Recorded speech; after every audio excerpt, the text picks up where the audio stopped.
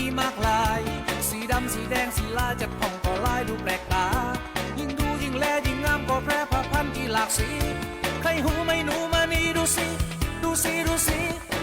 จะกินจะเก็บจะขุดนั้นมีสีเดียวมดส้มมดคันมดดำนั้นมีสีเดียวแต่งืดยังเฉลียวแมงเหล่านั้นมีสีเดียวงืดจริงเฮายิ่งงงเนาะโตโตใหญ่ว่าตัวลายโตโตใหญ่ว่าตัวลาย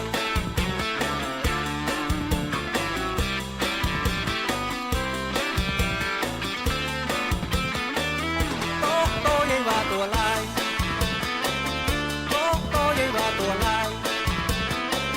โตโตใหญ่ว่าตัวลายโตโตใหญ่ว่าตัวลายโตโตใหญ่ว่าตัวลายโต๊ะโตอย่างมาตัวลายตัวเรียบๆมีก่อสีล้วนๆมีก่อบอกอันคือจะบ้าน่ากลัวนะแต่มีคนหนึ่งนะโอ้ยบอกกลัวโต๊ะโตเนอะเออบอกกลัวนี่อาจจะเป็นเพราะว่าเป็นโต๊ะโตของเล่นก็ได้แต่ถ้าเจอโต๊ะโตตัวแต้ๆนี่อาจจะกลัวก็ได้เนาะโต๊ะโตอย่างมาตัวลายไผ่อย่างมาแป่งโต๊ะโตคือตัวลายเนาะคุณผู้ฟังเจ้า ต้อนรับคุณผู้ฟังเข้าสู่รายการสื่อศิลป์ถิ่นล้านนากับแอลชุติการเราชายเจ้าคนเมืองแม่นก็ถ้าเป็นคนเมืองต้องอู้เมืองแก่นถ้าเป็นคนเมืองแล้วบ่อู้กำเมืองจะรอให้ไผที่ไหนมาอู้เนาะฟังได้บ่าย2 โมงถึง3 โมงวันจันทร์ถึงวันอาทิตย์นะที่เราอยู่ด้วยกันนะเจ้าเอาเป็นว่าสื่อศิลป์ถิ่นล้านนาขอเป็นตัวแทนของพี่น้องเจ้าล้านนาในการใจอูจาภาษาไทยถิ่นบ้านเฮาเนาะกับเมืองบ้านเฮาเจ้าไผอยากจะรู้เรื่องตัวเมืองหรือว่าไผอยากจะอู้เมืองแก่นต้องฟังสื่อศิลป์นะมันก็ 0542245556เด้อคุณย่าลูกดกซอย6แม่ปลาหลวงก็คงจะตั้งเก้าฟังละล้างเห็ดไปตุย นะล้างเห็ดไปตุยวันนี้ได้นักก็เก็บใส่ฟิตให้ตัวเนอะนะล้างให้เรียบร้อยนะคุณย่าหลานดกเนี่ยนะ ส่งเพลงต่อไปอ่ะเพลงต่อไปภายมีวันคล้ายวันเกิดวันนี้ตรงก่อไอ้ใส่มาเป็นว่าจะอี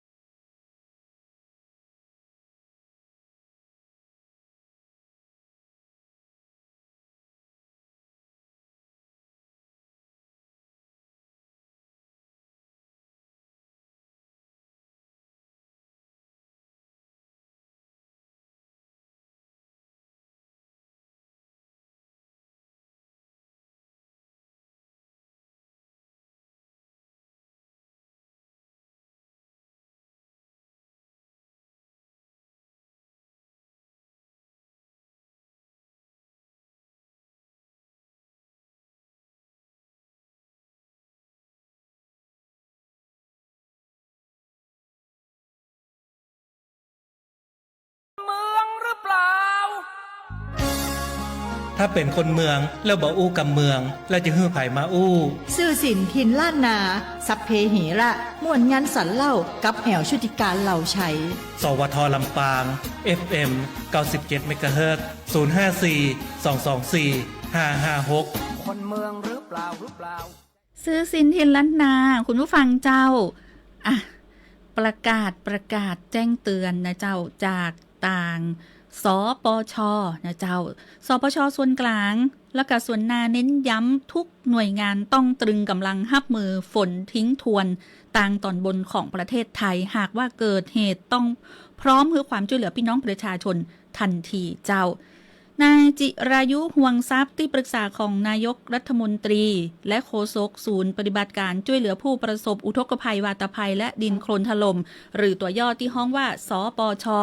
และสปชส่วนหน้าจังหวัดเชียงรายเปิดเผยว่าในที่ประชุมสปชได้รับทราบรายงานจากกรมอุตุนิยมวิทยาว่าบัดเดี๋ยวนี้ได้มีประกาศแจ้งเตือนสภาพอากาศแปรปรวนบริเวณประเทศไทยตอนบนฉบับที่11ซึ่งจะทำให้พื้นที่ภาคเหนือของเฮา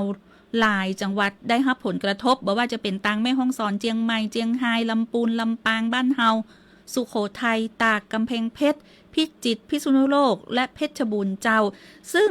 นายจิรายุเป็นก็ได้อู้ถึงว่าเมื่อตะคืนมีรายงานการเกิดฝนตกหนักในพื้นที่จังหวัดเชียงใหม่และเชียงรายโดยสถานการณ์ล่าสุดที่เชียงใหม่พบว่าระดับน้ำปิงที่สถานี P1 สะพานนวรัตน์เพิ่มสูงขึ้นอยู่ในเกณฑ์ระดับวิกฤตเจ้าหน้าที่ก็ได้เปลี่ยนสัญญาณแจ้งเตือนเป็นธงแดงและไฟแดงในบริเวณจุดติดตลิ่งมีระดับต่ำและก็ตลิ่งมีความอ่อนตัวนะเจ้าโดยระดับน้ำยังมีแนวโน้มเพิ่มขึ้นอย่างต่อเนื่องจนถึงระดับสูงสุดในคืนนี้แล้วก็ได้รับรายงานว่าระดับน้ำปิงที่จุด P1 จะเพิ่มสูงขึ้น 4.2 เมตรในช่วงเย็นวันนี้และก็คาดว่าจะเพิ่มสูงสุดประมาณ 4.95 เมตรในช่วงเวลาตี2ของคืนนี้ก็ขอให้พี่น้องชาวเชียงใหม่ที่อยู่หิมแม่น้ำปิงตรวจสอบระดับตลิ่งให้ดีหากระดับตลิ่งต่ำกว่า 4 เมตรก็ขอให้เตรียมความพร้อมยกของขึ้นที่สูงเพื่อความปลอดภัยโดยบัดเดี๋ยวนี้ก็ได้มีการสั่งการให้เจ้าหน้าที่ทุกหน่วยเตรียมความพร้อมเข้าช่วยเหลือประชาชนอย่างทันท่วงทีเจ้าซึ่งทางสปชส่วนหน้าก็ได้มีการเตรียมพร้อมสั่งระดมเจ้าหน้าที่เครื่องจักรเครื่องมือเต็มกำลังซึ่งทางด้านนายจิรายุนะเจ้าก็ได้อู้เพิ่มเติมว่าจากฝนที่ตกหนักในหลายพื้นที่อย่างเจียงไฮ้ทำให้วันนี้3ตุลาคมนะเจ้าอำเภอแม่สายปิกมาได้รับผลกระทบจากสถานการณ์น้ำท่วมที่ระดับน้ำเพิ่มขึ้นแห่งครั้งหนึ่งขณะที่มีการระดมเจ้าหน้าที่และก็เครื่องมือเร่งระบายน้ำอำนวยความสะดวกให้กับพี่น้องประชาชนและก็เข้าไปช่วยเหลือประชาชนตามที่ได้รับการร้องขอและก็ขณะที่อำเภอเมืองเจียงไฮ้ก็ยังมีผลกระทบจากฝนที่ตกหนักในช่วงตะคืนแต่ก็ได้มีการตรึงกำลังเจ้าหน้าที่เพื่อเตรียมความพร้อมหากว่าระดับน้ำที่ผ่านตัวเมืองเจียงไฮ้เพิ่มสูงขึ้นแหมเตือหนึ่งนะเจ้าแล้วประเดี๋ยวนี้นะเจ้าต่างด้านนางสาวธีรรัตน์สำเร็จวานิชรัฐมนตรีช่วยว่าการกระทรวงมหาดไทยในฐานะประธานสปชส่วนหน้าได้สั่งการเจ้าหน้าที่ทุกหน่วยตรึงกำลังเตรียมความพร้อมเต็มศักยภาพระดมเจ้าหน้าที่กำลังพลเครื่องไม้เครื่องมือต่างๆพร้อมรับสถานการณ์ที่อาจจะเกิดขึ้นตลอด24ชั่วโมงตยพร้อมแจ้งเตือนพี่น้องประชาชนให้รับทราบอย่างต่อเนื่องทั้งนี้หากต้องการความช่วยเหลือหรือการสนับสนุนเครื่องจักรหรืออุปกรณ์ในการช่วยเหลือประชาชนสามารถแจ้งได้ที่สปชส่วนหน้าได้ทันทีเจ้าซึ่งต่างด้านนายจิรายุห่วงทรัพย์ที่ปรึกษาของนายกรัฐมนตรีก็ได้เนาะเป็นเรื่องของการที่จะต้องแจ้งเตือนพี่น้องประชาชนเจ้าบอกว่าจะอยู่ในจังหวัดไหนนะในโซนของภาคเหนือเนาะลำปางบ้านเฮาก็ต้องติดตามข่าวสารการแจ้งเตือนภัยตลอดนะเจ้าในช่วงนี้เนาะถ้าเป็นคนเมืองแล้วบ่อู้กับเมืองแล้วจะฮื้อไผมาอู้ ซื่อสินทินล้านนาสัพเพหีระม่วนยันสันเล่ากับแหวชุติการเหล่าใช้ สวทลำปาง FM 97 เมกะเฮิรตซ์054 224 556คนเมืองหรือเปล่า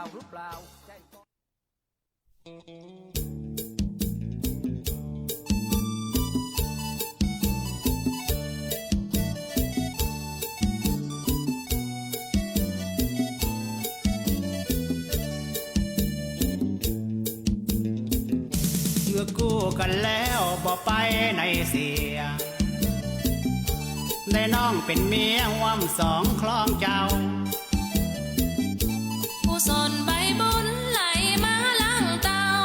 ตัวน้องนาวป้าใส่บัวแป้นได้เป็นผัวน้องตายบ่กินแดงเหมือนได้คำแดงแป่งสายคอหอยกูแล้วบ่ถอยน้อนายน้องไทยกันปีเต็มอกน้องก็เต็มใจปีว่าอย่างใดใจน้องอย่างอันขอมอบใจกายให้นายน้องจันน้องก็หมายมันแต่พี่คนเดียวถ้าน้องเป็นได้อายจะฟันเป็นเกี่ยว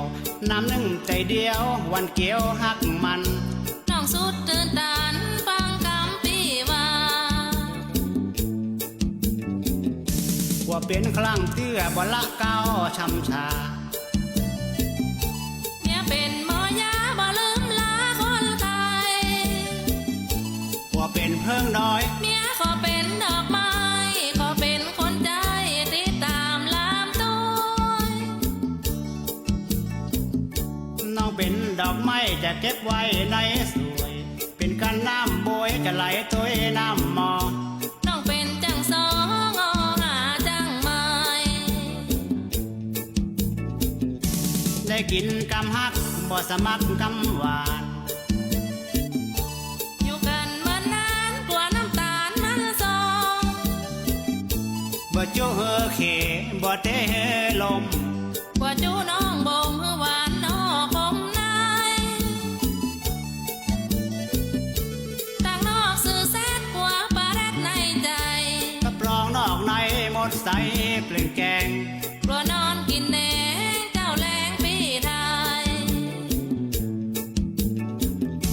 กลัวอูนอกลิ้นกินจีนติดไข่ว่ากันล่ำไปน้อแม่อีปอเป็นก้างเป็นจวงน้อพ่อเมืองนอผู้หานี่หอปอในบอกมามันลำปากคออย่าไปถือสาตั้งแต่ตะว่าตุ้มเข้าบ้านเอาเอ็ดมาใส่กันอย่าแล้วโมโหอย่าไปโอนักคือดักท้องสู่เอาถึงบ่จูได้ผัวแบบอี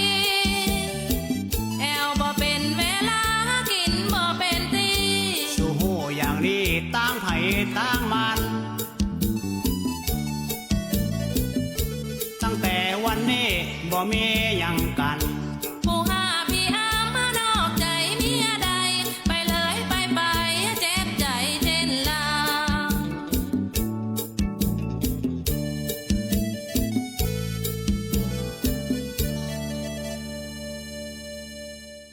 เข้าไม้ป่ามันอัมพลมนวิภาเนาะนี่ก็แฮมแนวหนึ่งในการขับร้องเพลงแต่ชื่อเพลงเหมือนกันนะถ้าเป็นบทเพลงของศิลปินท่านอื่นก็จะเป็นจังหวะอื่นเนาะถึงตะกี้ฟังจากสปช.ทั้งส่วนกลางแล้วก็ส่วนหน้าแล้วในการที่มีการแจ้งเตือนเนาะในส่วนของจังหวัดลำปางนะเจ้าศูนย์บัญชาการเหตุการณ์จังหวัดลำปางเนาะก็ได้มีการประชุมนะเจ้าชี้แจงแนวทางการให้ความช่วยเหลือผู้ที่ประสบอุทกภัยในช่วงฤดูฝนปี 2567 นะเจ้าเมื่อ9 โมงเกิงที่ผ่านมานางสาวนิตยาพงษ์พาณิชย์รองผู้ว่าราชการจังหวัดลำปางรักษาราชการผู้ว่าราชการจังหวัดลำปางก็ได้เป็นประธานประชุมชี้แจงแนวทางการให้ความช่วยเหลือผู้ที่ประสบอุทกภัยในช่วงฤดูฝนปี 2567 โดยมีนายจรัสพันธ์อรุณคงหัวหน้าสำนักงานป้องกันและบรรเทาสาธารณภัยจังหวัดลำปางนายวิทยวัฒน์อัจฉริยะฉัตราท้องถิ่นจังหวัดลำปางในอำเภอผู้แทนในอำเภอเจ้าหน้าที่ที่เกี่ยวข้องก็ได้เข้าห้องประชุมที่ห้องประชุมสำนักงานป้องกันและบรรเทาสาธารณภัยจังหวัดลำปางและมีการประชุมผ่านระบบออนไลน์โดยซึ่งการประชุมในวันนี้มีการแจ้งแนวทาง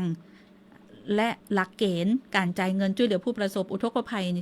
ตามติมติคณะรัฐมนตรีแจ้งกรอบระยะเวลาการดำเนินการคือการช่วยเหลือและก็แนวทางการใช้งานระบบนำเข้าข้อมูลผู้ประสบภัยเป็นต้นนะเจ้าจังหวัดลำปางของเฮาเกิดอุทกภัยและประกาศนะเจ้าเขตพื้นที่ประสบสาธารณภัยพื้นที่ประกาศเขตการให้ความช่วยเหลือผู้ประสบภัยพิบัติกรณีฉุกเฉินตั้งแต่วันที่20 พฤษภาคม 2567 จำนวน 13 อำเภอคือแจห่มแม่เมาะอำเภอเมืองลำปางแม่ทะเมืองปานวังเหนืองาวเถินห้างชัดเมืองปานแม่พลิกศพปราบและก็อำเภอเสริมงามทั้งนี้คณะรัฐมนตรีเมื่อวันที่17 กันยายนที่ผ่านมาเห็นชอบในหลักการตามที่กระทรวงมหาดไทยเสนอขอความเห็นชอบหลักเกณฑ์เงื่อนไข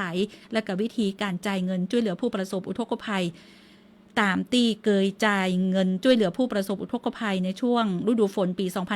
2565 ที่ผ่านมานะเจ้าตามหลักเกณฑ์เงื่อนไขวิธีการซึ่งคณะรัฐมนตรีก็มีมติเห็นชอบเมื่อวันที่29 พฤศจิกายนปี 2565 แล้วก็ขออนุมัติงบประมาณรายจ่ายประจำปีงบประมาณ 2567 ซึ่งเป็นงบกลางรายการเงินสำรองจ่ายเพื่อกรณีฉุกเฉินหรือว่าจำเป็นเพื่อจ่ายเงินช่วยเหลือผู้ประสบอุทกภัยในช่วงฤดูฝนปี 2567 วงเงิน 3,045,519,000 บาทนะเจ้าเพื่อจ่ายเงินช่วยเหลือผู้ประสบอุทกภัยในช่วงฤดูฝนปี 2567 ในพื้นที่ 57 จังหวัดตามข้อมูลที่ได้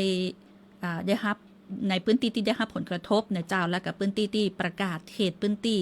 ประสบสาธารณภัยพื้นที่ที่ประกาศเขตถึงความช่วยเหลือผู้ประสบภัยพิบัติกรณีฉุกเฉินนะเจ้าก็ได้มีการประชุมในเรื่องของการชี้แจงแนวทางการให้ความช่วยเหลือผู้ที่ประสบอุทกภัยในพื้นที่จังหวัดลำปางโดยมีท่านรองผู้ว่าราชการจังหวัดลำปางนางสาวนิตยาพงษ์พาณิชย์รักษาราชการผู้ว่าราชการจังหวัดลำปางเป็นประธานในการประชุมชี้แจงเจ้าถ้าเป็นคนเมืองแล้วบอกอู้กับเมืองแล้วจะฮื้อไผ่มาอู้ซื่อสินทินล้านนาสัพเพเหระม่วนงานสรรเล่ากับแอวชุติการเหล่าชัยสวทลำปาง FM 97 เมกะเฮิรตซ์054 224 556คนเมืองหรือเปล่า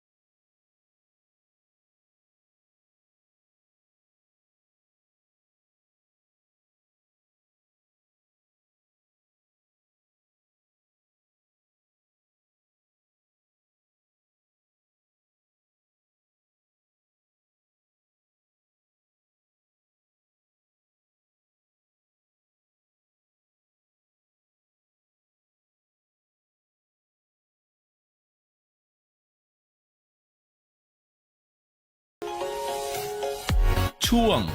ข่าวสารชลประทานมาติดตามสถานการณ์น้ำตานะเจ้าในพื้นที่จังหวัดลำปางจากโครงการชลประทานลำปางสำนักงานชลประทานที่2ที่รายงานสถานการณ์น้ำประจำวันฮือเห่าได้ครับหูรับทราบในช่วงนี้นะเจ้าสถานการณ์น้ำนี่ก็ต้องเฝ้าระวังเนาะก็แต่ว่าในส่วนของเขื่อนใหญ่ของเฮาเนาะถ้าเขื่อนใหญ่2เขื่อนก็คือเขื่อนกิวคอหมาและก็เขื่อนกิวลมเนี่ยสถานการณ์น้ำเนี่ยโอ้ก็ถือว่านักในช่วงนี้นะเจ้าเขาก็ต้องเฝ้าระวังเนอะภายที่อยู่หิมตะลิง2ข้างแม่น้ำวังนะหรือว่าพื้นที่ใต้เขื่อนนะเจ้าหรือว่าพื้นที่ลุ่มต่ำเนี่ยพื้นที่เสี่ยงต่างๆเขื่อนกิวคอมาตอนนี้นะเจ้าถึงปริมาณน้ำนะเจ้าความจุตอนนี้ 98.15% และเขื่อนกิวลมนี่ 82.67% นะเจ้าอันนี้ก็ถือว่าระดับน้ำเนี่ยนักอยู่เนาะปริมาณน้ำไหลเข้ากับปริมาณน้ำไหลออกเนี่ยก็จะต้องมีการบริหารจัดการเจ้าเพื่อให้เขื่อนเนี่ยสามารถทับน้ำได้หรือว่าเขื่อนจะได้บ่มีปัญหาในเรื่องของเขื่อนพังถ้าเขื่อนพังนี่ก็มีปัญหาแต่ตอนเนี้ยทั้ง2เขื่อนเนี่ยก็มีการบริหารจัดการเนาะถึงเขื่อนใหญ่ๆเขื่อนหลักของลำปางเลยเนี่ยเป็นก็มีการรายงานสถานการณ์น้ำประจำวันอยู่ละนะเจ้าอันนี้ก็เป็นภาพรวมเนาะในวันนี้นะเจ้าที่มีการรายงานเรื่องของสถานการณ์น้ำประจำวันที่3ตุลาคมติดตามได้นะเจ้าทางสวทลำปาง FM 97 เมกะเฮิรตซ์ในช่วงของข่าวสารจากชลประทานเจ้าติดตามข่าวสารชลประทานได้ใหม่ทางสถานีวิทยุกระจายเสียงแห่งประเทศไทยจังหวัดลำปาง FM 97 เมกะเฮิรตซ์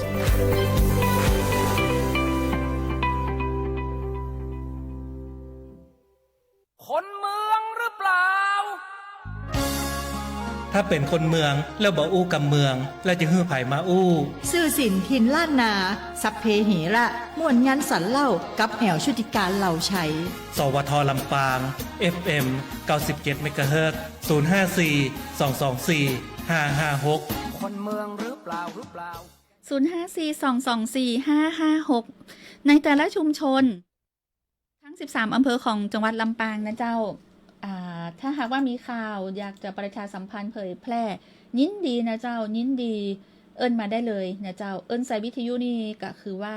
บ่ได้ยินต้องกดโทรศัพท์มาเนาะต้องกดโทรศัพท์มาถึงจะได้ยินนะเจ้าตี054-224-556หรือว่าใครที่ติดตามทางเพจสวทลำปางก็สามารถที่จะตักแชทเข้ามาได้เลยนะเจ้าสวัสดีเจ้าคุณมนชนกอนันตวระคุณปี้เจ๊กธนชาสวัสดีเจ้าคุณสง่าลุ่มน้ำวังสวัสดีเจ้าคุณสุภาชัย PRD สวัสดียามบ่ายครับดีเจน้องแอลครับแล้วส่งสติกเกอร์รูปหัวใจใหญ่ๆมาเลยนะแฮมปอดดอกกุหลาบสีแดงมาแฮม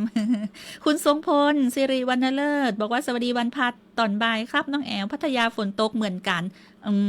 เจ้าแสดงว่าบ่ฮ้อนเนาะวันนี้อ่ะคุณสุภชัย PRD ยกนิ้วฮือแฮมเนาะเจ้าคุณเพชรน้ำเอกวงตระกูลผู้ดีสวัสดีครับพี่แอลคนดีคนงามผมรับชมจากโรงพยาบาลแจ้โฮมครับเจ้าสวัสดีเจ้าคุณเพชรน้ำเอกแล้วก็โชคดีมีความสุขไม่อ่อนสวัสดีเจ้าคุณเพชรน้ำเอกวงตระกูลผู้ดีฝากแฮชแท็กมาบอกว่าฝากรณรงค์ป้องกันโรคจากยุงลายด้วยครับทายากันยุงทำลายแหล่งน้ำขังต่อเนื่องทุกหลังคาเฮือนทั้งจังหวัดลำปางนะครับขอบคุณครับหรือว่าคุณเพชรน้ำเอกมีข้อมูลอย่างที่เกี่ยวกับสถานการณ์ต่างคุณเพชรน้ำเอกนี่เนี่ยก็โรงพยาบาลแจ้ห่มก็ส่งข้อมูลมาได้นะเจ้ายินดีที่จะประชาสัมพันธ์เนาะแต่นี่ก็ได้แต่เตือนเนอะว่าในช่วงตีน้ำลดเนี่ยยุงนักห้องเนาะโรคที่มากับน้ำท่วมนี่นะนอกเหนือจากขี้เปอะขี้โคลนที่ละบ้านเฮาเพลกันนี่นะเรื่องของยุงนี่ยุงกันนักอันละเนอะถ้าเกิดว่าน้ำท่วมขังเมินนี่นะเจ้าป้ายาเป็นยังคามกำลังพอในเจ้าน้องแอลเจ้าขอบคุณเจ้าคุณสมบัติเพียรพิทักษ์กิจขอบคุณเจ้ายกหัวนิ้วมือให้เลย คุณประยงนี่ค่ะเจ้าเนาะสวัสดีเจ้าอีน่ะกำลังรับชมร่วมกับใครครับคุณแดงหวานสวัสดีเจ้าน้องแอลฟังอยู่บางครูวัด ปทุมชัดเจนดีบ่มีฝนเจ้าอ๋อขอบคุณจัดนักเจ้าอยู่ที่ไหนก็ฟังได้ถ้าหากว่ามีอินเทอร์เน็ตนะ มีอินเทอร์เน็ตมี Wi-Fi ที่บ้านฟังได้บักกระตุกแน่นอนถ้าเกิดว่าสัญญาณอินเทอร์เน็ตแห้งนะเจ้าแต่ว่าถ้าเกิดว่าอ่อนอีเนาะ ถ้าสัญญาณอ่อนก็อาจจะกระตุกก็ได้ก็ต้องอยู่ที่สัญญาณของคุณผู้ฟังกรรมที่จะต่อมาถึงกันนี่นะเชื่อมจิตเนาะเชื่อมมาถึงกันนะเจ้า FM 97 เมกะเฮิรตซ์ม่วนกันสันเล้าเจ้าสื่อศิลป์ถิ่นล้านนายามบ่ายจะเป็นกำลังใจคือทุกคนเจ้าทุกคนอยู่ในสถานะที่ว่าต้องเฝ้าระวังเรื่องของฝนฟ้าอากาศเรื่องของสภาพอากาศที่แปรปรวนในช่วงนี้เนาะโดยเฉพาะภาคเหนือของเราอาจจะเกิดอุทกภัยน้ำท่วมซ้ำในพื้นที่เดิมได้นะเจ้าซึ่งต่างสปชเนี่ยเป็นก็จะออกเตือนในแต่ละวันในแต่ละชั่วโมงเนาะถ้าหากว่ามีอย่างที่ต้องแจ้งเตือนก็จะแจ้งเตือนทันทีนะเจ้าอันนี้ก็ต้องติดตามข่าวสารการแจ้งเตือนภัยเอาไว้ตัวตะกี้คุณจากเจ๊โฮมบอกว่าฝากรณรงค์ป้องกันโรคจากยุงลายเนาะได้กะได้แล้วก็เป็นกับมีอย่างก็แฮชแท็กมาแต่ว่าเปิดบัตรได้เนาะแต่ก็ขออู้เอากันแล้วกันนะเจ้าอู้ถึงเรื่องของไข้เลือดออกเนาะมาตรการที่เขาจะใจกับไข้เลือดออกได้นี่นะหลายคนนี่ท่องได้และเชื่อว่าลูกๆหลานๆก็ท่องได้ที่โรงเรียนที่จะต้องสอนเนาะ3เก็บป้องกัน3โรคก็ต้องใจใดอยู่ละนะเจ้าสวมเสื้อผ้าคือมิดชิดนอนในมุ้งตายากันยุงหากมีไข้สูงลอยปวดเมื่อยตามตัวเบื่ออาหารใบหน้าหรือว่าผิวหนังมีจุดแดงกับขจายฟังไปหาหมอบ่อยๆบ่ควรซื้อยามากินคนเดียวนะอันเนี้ยก็คือ3เก็บป้องกัน3โรคเนาะแล้วก็อาการต่างๆอย่างที่บอกไปนะเจ้าถ้าไข้สูงเฉียบพลันจุดแดงขึ้นตามลำตัวผิวหนังหรือว่าถ่ายอุจจาระดำแล้วก็ตับรู้สึกว่าตับมันใหญ่ขึ้นกดเจ็บอีกตั้งชายโครงตั้งขวานะหรือว่าอ่อนเพลียเบื่ออาหารคลื่นไส้อาเจียนหนอกไข้หักไข้ต้นหากมีอาการที่น่าสงสัยขจายไปพบแพทย์โดยไวที่สุดในเจ้าแล้วการดูแลรักษาการดูแลรักษากินยาพาราเซตามอลเนาะแล้วก็ตัวคือไข้ลดห้ามกินยาแอสไพรินหรือว่าไอบู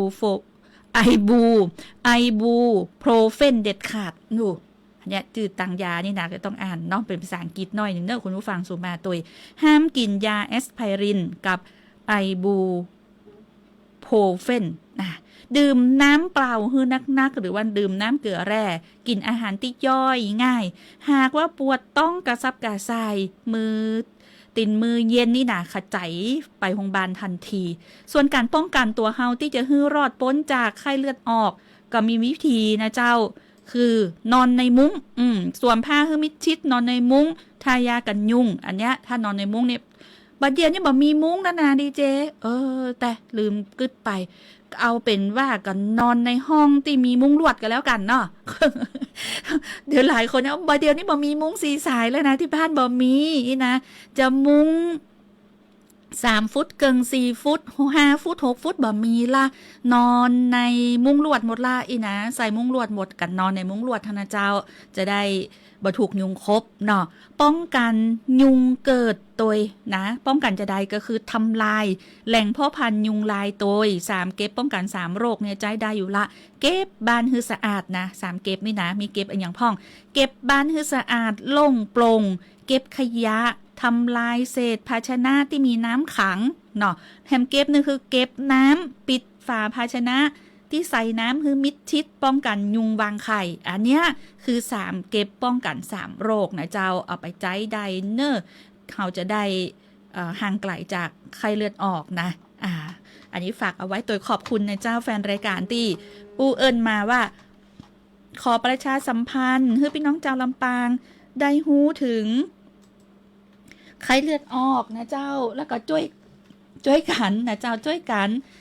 กำจัดแหล่งพ่อพันธุ์ลูกน้ำยุงลายฝากประชาสัมพันธ์ตัวค่าปิงแอลนะได้เลยบอกเฮเรียบร้อยไปละนะเจ้าบอกเฮเรียบร้อยละที่ไหนมี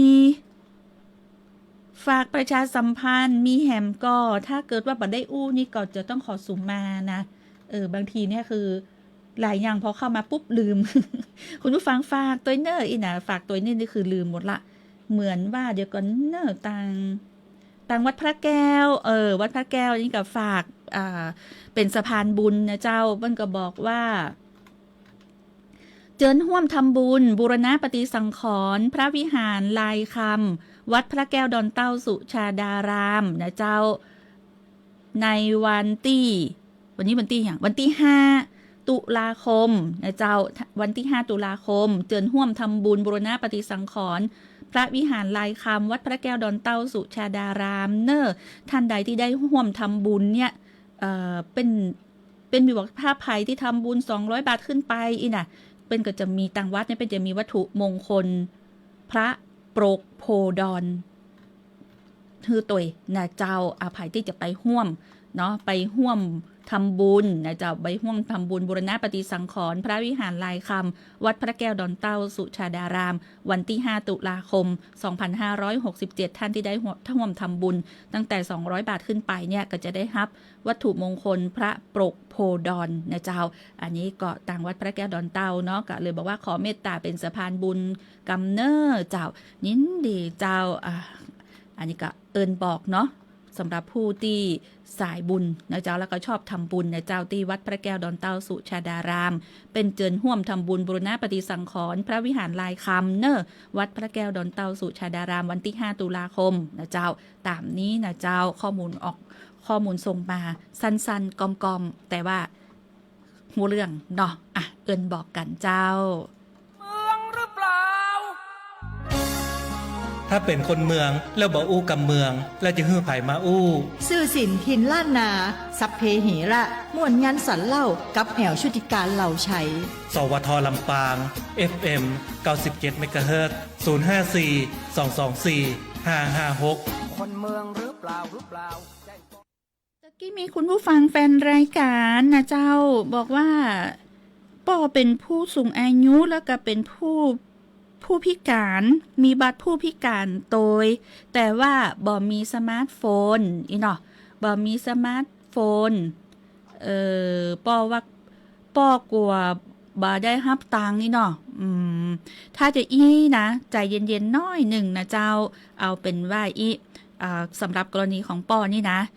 ป้อเคยรับเบี้ยผู้สูงอายุแบบไหนตังอบต.มาจ่ายเงินสดหรือว่าโอนเข้าบัญชีนะฟังดีๆนะป้อก็จะได้รับอย่างอันนะเจ้าเหมือนตีรับเบี้ยผู้สูงอายุเปิ้นเคยเอาไปจ่ายให้ถึงที่บ้านนะอบต.ไปก็จะเอาไปจ่ายให้แบบนั้นนะเจ้าบ่ต้องกังวลเด้อถ้าเกิดว่าบัตรผู้พิการก็บ่ได้หมดอายุอันอย่างป้อบ่ต้องไปที่ไหนละเนาะพูดถึงของบัตรประจำตัวผู้พิการก็มีอยู่แล้วก็เคยรับเบี้ยผู้พิการจะได้ก็จะอันนั้นก็จะรับด้วยวิธีนั้นเหมือนกันบ่ต้องห่วงเนาะบ่ต้องห่วงว่าแล้วปอจะต้องไปผูกบัญชีอย่างก่อเคยรับเบี้ยผู้พิการจะได้เคยรับเงินสดหรือเคยรับผ่านบัญชีไหนถ้าเคยรับผ่านบัญชีสมมุติว่ากรุงไทยเปิ้นก็จะเข้ากรุงไทยคืออย่างอันเนาะแต่ว่าส่วนใหญ่แล้วผู้พิการหน่วยงานองค์กรปกครองส่วนท้องถิ่นหลายๆคนนะเจ้าโดยเฉพาะผู้ที่เป็นผู้สูงอายุเนี่ยเป็นก็จะเอาไป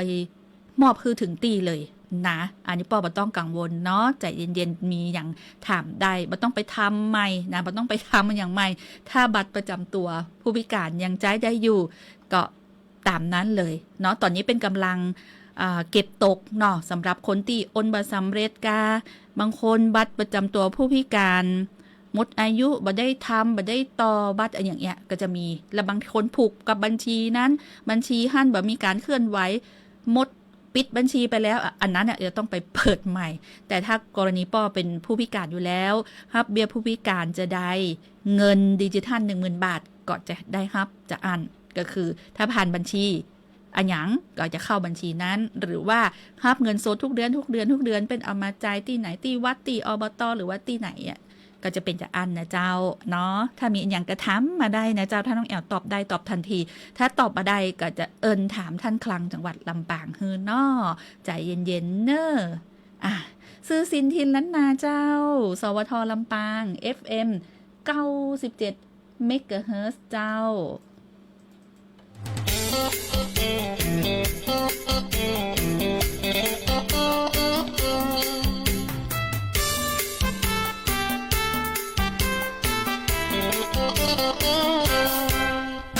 เมียก็ซ้ำมานโอ้ยข้าวสารก็ซ้ำมาแปลงดูเรื่องกินแหนงแต่ตัวกึดปายตั้งได้บ่ฮอดนั่งคดของอดครางโอดโอ้ยคนเฮาถ้าเกิดมายากจนถึงจะดิ้นจะรนคงบ่มีวันร่ำรวยกึดว่าจะกาจะขายกึดไว้บ่ได้มันยังบ่ถูกหวยเมื่อแลกเขายังบ่มีแจ้โอ้ยแย่แสนแย่เมียก็ซ้ำมานตัวนึกไปมันก็น่าอันนานึกไปมันก็น่าอันนาเกิดมาถึงจ้าเท่านี้มันยังมาสวยเมียก็ซ้ำมาโอ้ยข้าวสารก็ซ้ำมาแปลงดูเรื่องกินแหนงแต่ตัวขึ้นไปตั้งได้บ่ฮอดนั่งคดของอดครากโอดโอ้ยบางคนมีรถยนต์รถเก๋งเฮาใหญ่ว่าเจ๊งได้แต่นั่งงวยเข้าไปก้าขายอายังถึงได้มีสตางค์จนปอร่ำปอรวยเมียเขาก็อ้วนจำมั่มใส่ชุดดำเขาก็ยังงามยังสวยเลี้ยวพอเมียเขาต้องมาอยู่อ่องปองปลายบ่ปอยังพอแทนเต่ากันน้ำบุยเมียก็ซ้ำมานโอ้ยข้าวสารก็ซ้ำมาแปรดูเรื่องกินแหนงแต่ตัวขึ้นไปตั้งได้บ่ฮอดนั่งคดของอดครางโอดโอ้ยเพื่อนเฮาก็เป็นตูกมาแงนมาเลี้ยวพอดหน้าแฟนดำเหมือนฐานในกล้วยคิดว่าจะกินยาตายไปทำไผก็ได้ไผก็บ่หันตัวน้องเมียเฮาก็ยังมีอยู่กันกู้กันฟูมันก็บ่อวยเขาจะแปลงเต้าใดเฮาตึงบอกว่าเมียบ่งามนี่นาไผก็ว่าเฮาสวยเมียก็ซ้ำมาโอ้ยข้าวสารก็ซ้ำมาแปลงดูเรื่องกินแหนงแต่ตัวกึดไป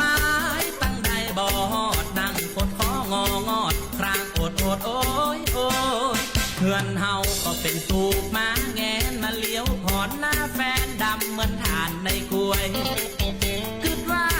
จะกินยาตายไปทำไผก็ได้ไผก็บ่หันตัว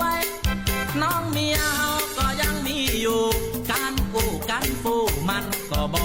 อวยเขาจะแปลงเต้าใดเฮาตึงบอกว่าเมียบ่งามนี่นาไผก็ว่าเฮาสวยเมียก็ซ้ำมาคุณผู้ฟังเจ้ามีข่าวแจ้งเตือนจากทางเทศบาลนครลำปางนะเจ้าตีแจ้งเตือนเรื่องของสถานการณ์น้ำหรือว่าระดับน้ำแม่น้ำวังที่เพิ่มขึ้นเจ้ารายงานสถานการณ์แม่น้ำวังในเขตเทศบาลนครลำปางประจำวันพฤหัสบดีที่3ตุลาคมเวลา 13 นาฬิกาคือบ่ายโมงที่ผ่านมาเจ้าเขื่อนกิวเข้ามาแล้วกิวลมมีปริมาณน้ำที่เพิ่มขึ้นอย่างรวดเร็วนะเจ้าทางเขื่อนกิวลมจึงต้องเพิ่มการระบายน้ำลงสู่แม่น้ำวังในวันนี้จาก200ลูกบาศก์เมตรต่อวินาทีเป็น270ลูกบาศก์เมตรต่อวินาทีแถมทั้งยังมีน้ำจากลำน้ำสาขาไหลมาสมทบนะเจ้าซึ่งจะทำให้ระดับน้ำวังในเขตเทศบาลนครลำปางสูงขึ้นแถม1 ถึง 1 เมตรถึง1 เมตรซาวนะเจ้าตั้งแต่เวลา2 ทุ่มถึง4 ทุ่มคืนนี้ขอให้พี่น้องประชาชนนะเจ้าย้ายทรัพย์สินจากที่ลุ่มต่ำ2 ฝั่งแม่น้ำวังนี่นะเจ้าขึ้นที่ปลอดภัยก็คือยกของขึ้นที่สูงและให้ติดตามการรายงานสถานการณ์น้ำอย่างใกล้ชิดต่อไปนะเจ้า แจ้งข่าวสาธารณภัยกับเทศบาลนครลำปางได้ที่สายด่วน199ตลอด24ชั่วโมงเน้อเนี่ยเจ้าแจ้งข่าวจากนายสุรพลตันสุวรรณรองนายกเทศมนตรีนครลำปางเมื่อเวลา 13 นาฬิกา 3 ตุลาคมที่ผ่านมาเจ้าก็ต้องขนของไว้ที่สูงก่อนเนาะวันนี้ซื้อสินทินล้านนาต้องนำรายการจากลาแต่เพียงตัวอีวันพุกมาปากันแห่งใหม่เนาะบ่าย2 โมงถึง 3 โมงเจ้าโชคดีมีความสุขทุกคน สวัสดีเจ้า